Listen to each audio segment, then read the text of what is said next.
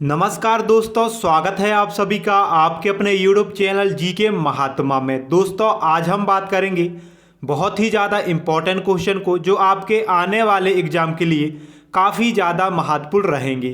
तो चलिए दोस्तों बात करते हैं हमारे आज की फर्स्ट क्वेश्चन के बारे में। और दोस्तों अगर आपने अभी तक चैनल को सब्सक्राइब नहीं किया है तो प्लीज़ चैनल को सब्सक्राइब कर लीजिएगा ताकि सभी वीडियो के नोटिफिकेशन आपको प्राप्त हो सके। तो चलिए दोस्तों बात करते हैं हमारे आज के फर्स्ट क्वेश्चन के बारे में। तो हमारा आज का फर्स्ट क्वेश्चन है, घाना पक्षी विहार किस राज्य में स्थित है? तो बताइएगा दोस्तों, घाना पक्षी विहार किस राज्य में स्थित है? ठीक, तो इसका सही आंसर क्या होगा? तो दोस्तों याद रखिएगा, इसका सही आंसर है ऑप्शन नंबर डी, राजस्थान। ठीक, तो राजस्थान राज्य में दोस्तों याद रखिएगा घाना पक्षी विहार स्थित है। वेरी इंपॉर्टेंट क्वेश्चन है, आपके एग्जाम में सीधे सीधे देखने को मिलेगा। अगर मैं बात करूं दोस्तों राजस्थान की, ठीक, तो राजस्थान में रणथंभौर राष्ट्रीय उद्यान, इसके अलावा केवलादेव राष्ट्रीय उद्यान, ठीक, एक और है यहाँ पर सरिस्का राष्ट्रीय उद्यान। ठीक, तो इन्हें भी दोस्तों आपको याद रखना है क्योंकि ये भी एग्जाम में पूछे जाते हैं। अगर मैं बात करूँ दोस्तों मध्य प्रदेश की, तो मध्य प्रदेश में बांधवगढ़ राष्ट्रीय उद्यान, बांधवगढ़, ठीक, बांधवगढ़ राष्ट्रीय उद्यान, इसके अलावा पन्ना राष्ट्रीय उद्यान, कान्हा किसली राष्ट्रीय उद्यान। ठीक, तो इन्हें भी दोस्तों आपको याद रखना है। इसके अलावा सतपुड़ा राष्ट्रीय उद्यान भी है, पेंच राष्ट्रीय उद्यान भी है। अगर मैं बात करूं दोस्तों बिहार की, तो बिहार में वाल्मीकि राष्ट्रीय उद्यान, ठीक, इसको याद रखना है। अगर मैं बात करूं उत्तर प्रदेश की, तो उत्तर प्रदेश में दुधवा राष्ट्रीय उद्यान, ठीक, तो इसको याद रखिएगा दोस्तों, कई बार आपके एग्जाम में पूछा गया क्वेश्चन है। ठीक, तो इतना दोस्तों आपको याद रखना है, यहाँ से किसी ना किसी एग्जाम में क्वेश्चन देखने को मिलेंगे। ठीक, चलिए बात करते हैं हमारी नेक्स्ट क्वेश्चन के बारे में। तो हमारा अगला क्वेश्चन है, ऋतु संहार, कुमार संभव तथा रघुवंशम किसकी रचनाएं हैं? तो बताइएगा ऋतु संहार, कुमार संभव और रघुवंशम किसकी रचनाएं हैं? ठीक, तो इसका सही आंसर क्या होगा? तो याद रखिएगा इसका सही आंसर है ऑप्शन नंबर ए, कालिदास। ठीक, तो कालिदास की दोस्तों ये तीनों जो रचनाएं हैं कालिदास के द्वारा लिखा गया है। ठीक, इसको याद रखिएगा, आपके एग्जाम में पूछा गया क्वेश्चन है। ठीक, चलिए, और दोस्तों इससे पहले अगर आपने चैनल को सब्सक्राइब नहीं किया है तो प्लीज़ चैनल को सब्सक्राइब कर लीजिएगा ताकि सभी वीडियो के नोटिफिकेशन आपको प्राप्त हो सके। चलिए बात करते हैं हमारी नेक्स्ट क्वेश्चन के बारे में। तो हमारा नेक्स्ट क्वेश्चन है, महाबलीपुरम के रत्न मंदिर का निर्माण किस पल्लव शासक ने करवाया था? ठीक, तो बताइएगा इसका सही आंसर क्या होगा? तो याद रखिएगा दोस्तों इसका सही आंसर है option number A, Narasimha Varman. ठीक, तो नरसिंह वर्मन ने दोस्तों याद रखिएगा महाबलीपुरम के रथ मंदिर का निर्माण करवाया था। ठीक, तो इसका सही आंसर है option number A, Narasimha Varman. Important है आपके एग्जाम के लिए। चलिए बात करते हैं हमारे नेक्स्ट क्वेश्चन के बारे में। तो हमारा अगला क्वेश्चन है, खजुराहो के मंदिर का निर्माण किस वंश के शासकों ने करवाया था? तो बताइएगा खजुराहो के मंदिर का निर्माण किस वंश के शासकों ने करवाया था? अगर मैं बात कर दोस्तों खजुराहो की मंदिर की, तो याद रखिएगा यह जो मंदिर है मध्य प्रदेश राज्य में स्थित है। ठीक, मध्य प्रदेश राज्य में स्थित है। तो बताइएगा इसका सही आंसर क्या होगा? तो दोस्तों याद रखिएगा इसका सही आंसर है ऑप्शन नंबर बी, चंदेल। ठीक, तो चंदेल शासकों ने दोस्तों याद रखिएगा खजुराहो के मंदिर का निर्माण करवाया था। इंपॉर्टेंट है, आपके एग्जाम में पूछा गया क्वेश्चन है। और दोस्तों याद रखिएगा मैं जितने भी क्वेश्चन कराऊंगा सभी क्वेश्चन आपके पिछले पेपर में पूछे गए हैं और आगे भी सीधे सीधे आपके एग्जाम में देखने को मिलेंगे। चलिए बात करते हैं हमारे अगले क्वेश्चन के बारे में। तो हमारा अगला क्वेश्चन है, birdie, eagle, bogey, par, tee, hole in one शब्द किस खेल से संबंधित है? तो बताइएगा birdie, eagle, bogey, par, tee, hole in one शब्द किस खेल से संबंधित है? ठीक, तो दोस्तों याद रखिएगा इसका सही आंसर क्या होगा? Option number C, golf. ठीक, तो गोल्फ से दोस्तों याद रखिएगा ये जितने भी प्रकार हैं गोल्फ खेल से संबंधित है। इससे पहले दोस्तों मैं आपको बताया था जो क्रिकेट होता है इसमें दोस्तों याद रखिएगा चाइना मैन का प्रयोग किया जाता है। ठीक, इसको याद रखिएगा। ठीक। अगर मैं बात करूं दोस्तों क्रिकेट की, तो क्रिकेट में रणजी ट्रॉफी होता है, ठीक, रणजी ट्रॉफी होता है। इसके अलावा दिलीप ट्रॉफी, ठीक, दिलीप ट्रॉफी होता है। इसके अलावा दोस्तों सैयद मुश्ताक अली, ठीक, सैयद मुश्ताक अली ट्रॉफी होता है, ठीक। तो इनको दोस्तों आपको याद रखना है, आपके एग्जाम में कई बार पूछे गए क्वेश्चन हैं, ठीक। चलिए बात करते हैं हमारे नेक्स्ट क्वेश्चन के बारे में। तो हमारा नेक्स्ट क्वेश्चन है, महमूद गजनवी ने सोमनाथ मंदिर को कब लूटा था? तो बताइएगा महमूद गजनवी ने सोमनाथ मंदिर को कब लूटा था, ठीक। इसका सही आंसर क्या है? तो दोस्तों याद रखिएगा इसका सही आंसर है ऑप्शन नंबर सी, वर्ष, ठीक, तो 1025, ठीक, 1025 ईस्वी में, याद रखिएगा, महमूद गजनवी ने सोमनाथ मंदिर को लूटा था, ठीक। इंपॉर्टेंट है, आपके एग्जाम में सीधे सीधे देखने को मिलेगा। चलिए बात करते हैं हमारी नेक्स्ट क्वेश्चन के बारे में। तो हमारा नेक्स्ट क्वेश्चन है, असम राज्य का कौन सा अभ्यारण्य एक सींग वाले गैंडे के लिए प्रसिद्ध है?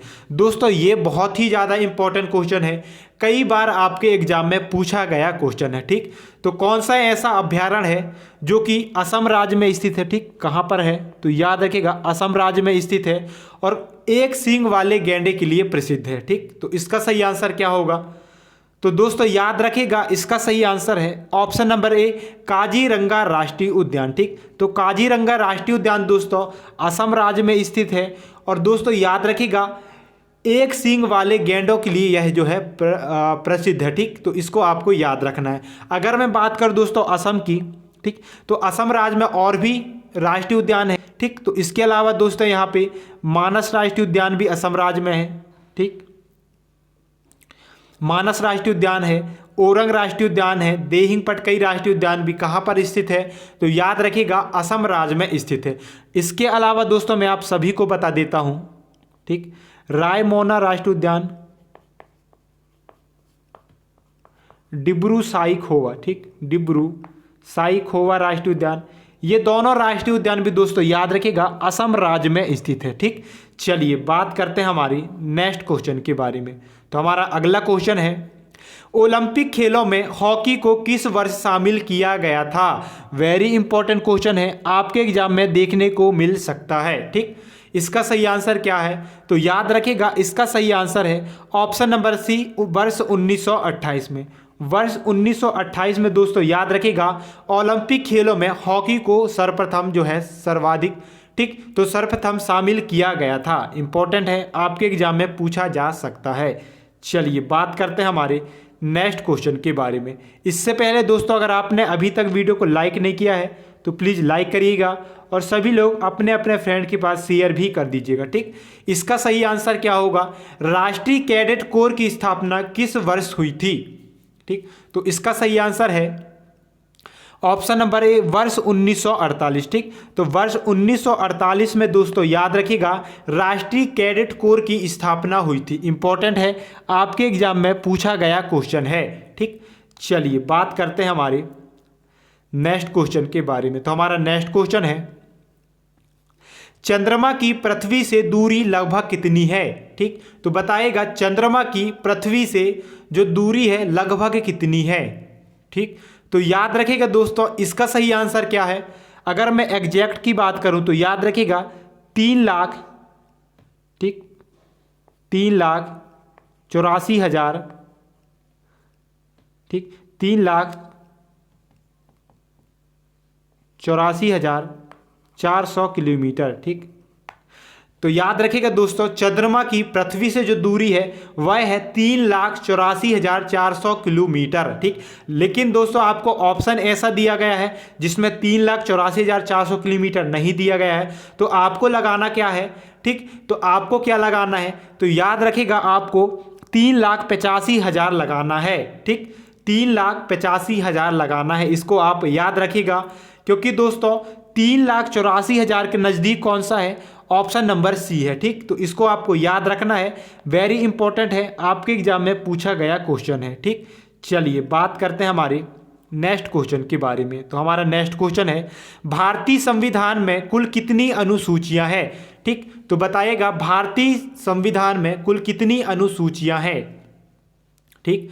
तो याद रखिएगा दोस्तों, भारतीय संविधान में कुल 12 अनुसूचियां हैं। ठीक, तो इसका सही आंसर है ऑप्शन नंबर ए 12 अनुसूचियां। वेरी इंपॉर्टेंट है, आपके एग्जाम में सीधे सीधे देखने को मिलेगा। ठीक, और अगर हम बात करें दोस्तों अनुच्छेद की, ठीक, तो याद रखिएगा हमारी भारतीय संविधान में अनुच्छेद की बात करें तो 395 अनुच्छेद हैं। और बात करें दोस्तों अनुसूचियां की, अनुसूचियां, ठीक, तो याद रखिएगा 12 अनुसूचियां हैं। ठीक, इनको याद रख लीजिएगा, हो सकता है आपके एग्जाम में यहां से क्वेश्चन देखने को मिले। चलिए बात करते हैं हमारे नेक्स्ट क्वेश्चन के बारे में। तो हमारा नेक्स्ट क्वेश्चन है, ठीक, हमारा नेक्स्ट क्वेश्चन है सूर्य के प्रकाश को चंद्रमा से पृथ्वी तक पहुंचने में कितना समय लगता है। तो बताइएगा सूर्य के प्रकाश को चंद्रमा से पृथ्वी तक पहुंचने में कितना समय लगता है। ठीक, तो याद रखिएगा दोस्तों, इसका सही आंसर है ऑप्शन नंबर सी 1.3 सेकेंड। ठीक, तो 1.3 सेकेंड दोस्तों याद रखिएगा।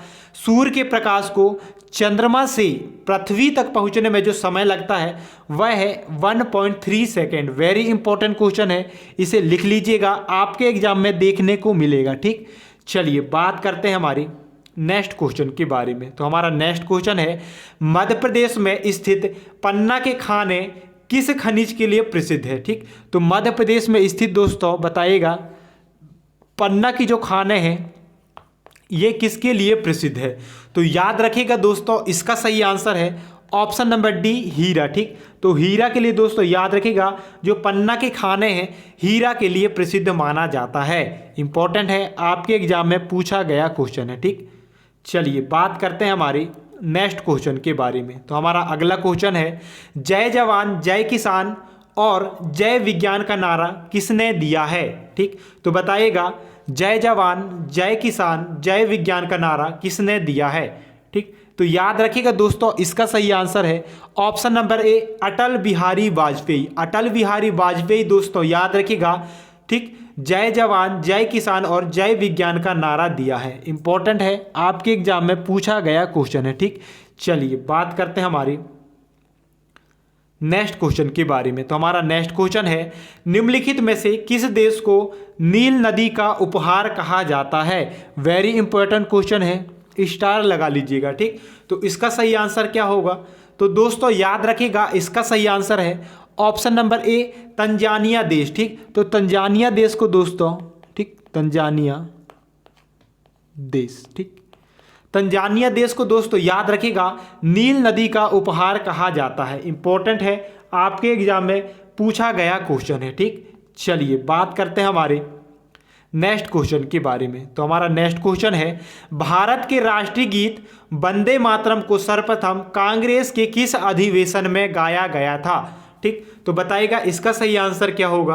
तो दोस्तों याद रखिएगा, इसका तो सही आंसर है ऑप्शन नंबर बी 1896 में। ठीक, वर्ष 1896 में दोस्तों याद रखिएगा वंदे मातरम को, ठीक, वंदे मातरम, ठीक, इसको दोस्तों, ठीक, कांग्रेस के अधिवेशन में गाया गया था वर्ष 1896 में।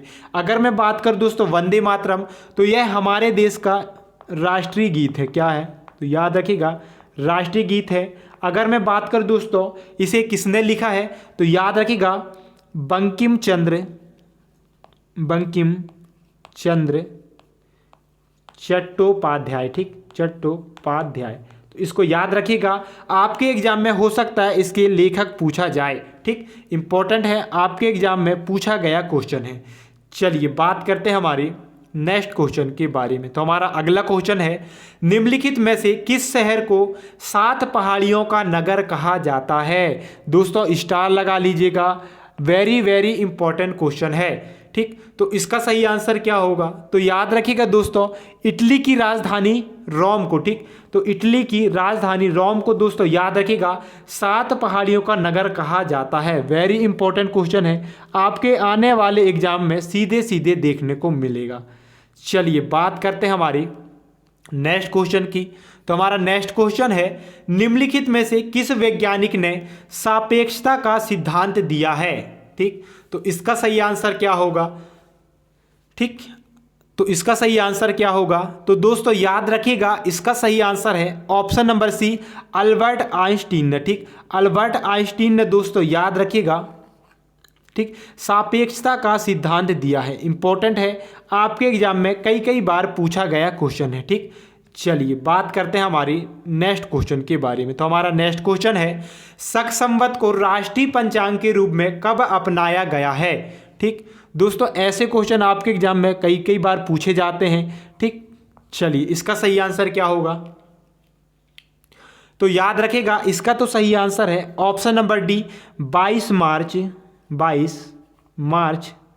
1957। ठीक, तो 22 मार्च 1957 को दोस्तों याद रखेगा, शक संवत को राष्ट्रीय पंचांग के रूप में अपनाया गया था। इंपॉर्टेंट है, आपके एग्जाम में पूछा गया क्वेश्चन है। ठीक, चलिए बात करते हैं हमारे आज की लास्ट क्वेश्चन की। तो हमारा लास्ट क्वेश्चन है, विश्व में सर्वाधिक शाखाओं वाला भारतीय बैंक कौन सा है? तो विश्व में दोस्तों बताइएगा, सर्वाधिक शाखाओं वाला भारतीय जो बैंक है वह कौन सा है? ठीक, तो याद रखिएगा दोस्तों, इसका सही आंसर है ऑप्शन नंबर बी, भारतीय स्टेट बैंक। भारतीय स्टेट बैंक दोस्तों SBI। ठीक, स्टेट बैंक ऑफ इंडिया दोस्तों याद रखिएगा, विश्व में सर्वाधिक शाखाओं वाला बैंक है। ठीक, तो इसको याद रखिएगा, वेरी इंपॉर्टेंट है, आपके एग्जाम में सीधे देखने को मिलेगा। अगर मैं बात कर दोस्तों SBI की, तो सार्वजनिक क्षेत्र की, ठीक, सार्वजनिक क्षेत्र की सबसे बड़ा बैंक। ठीक, सबसे बड़ा बैंक, ये क्वेश्चन भी आपसे पूछा जाता है, तो इसको भी आप याद रखिएगा, भारतीय स्टेट बैंक सार्वजनिक क्षेत्र की सबसे बड़ा बैंक है। ठीक, तो इसे भी आपको याद रखिएगा, इंपॉर्टेंट है, आपके एग्जाम में पूछे गए क्वेश्चन है। ठीक, तो ये थे दोस्तों आज के टॉप 20 क्वेश्चन जो आपके आने वाले एग्जाम में सीधे देखने को मिलेंगे। तो दोस्तों अगर आपको वीडियो पसंद आया है तो प्लीज़ वीडियो को लाइक करिएगा, अपने फ्रेंड के पास शेयर करिएगा, और दोस्तों सबसे ज़्यादा इम्पोर्टेंट है, चैनल को सब्सक्राइब कर लीजिएगा। ठीक, ताकि दोस्तों, और साइड में लगे बेल आइकन को दबा दीजिएगा ताकि सभी वीडियो के नोटिफिकेशन है आपको प्राप्त हो सके। और दोस्तों याद रखिएगा, आपके लिए डेली, ठीक, डेली 6 बजे सुबह, ठीक, 6 बजे सुबह दोस्तों जीके का वीडियो आ रहा है, तो दोस्तों वीडियो को पूरा देखा करिएगा। ठीक, तो मिलेंगे दोस्तों नए वीडियो के साथ, तब तक के लिए धन्यवाद।